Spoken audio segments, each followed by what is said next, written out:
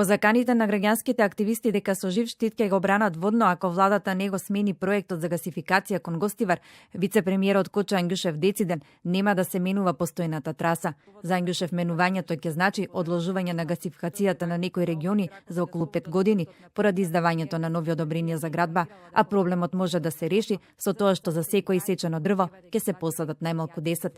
Она што е направено е со интервенции во постојните траси на градење е максимално избегнато да се оштетува шумата на водно за која што вие зборувате и тука ќе биде минимизирано било какво оштетување, а при тоа владата ќе биде многу ригорозна преку своите механизми во санирање на таквата состојба и компензирање на се што ќе биде оштетено.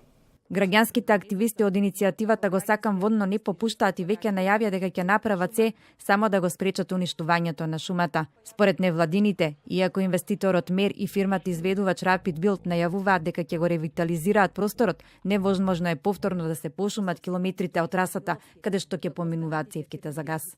Во рамките на таа траса не е возможна ревитализација на високо зеленило. Ниското зеленило точно може да се замени со се на трева и грмушки.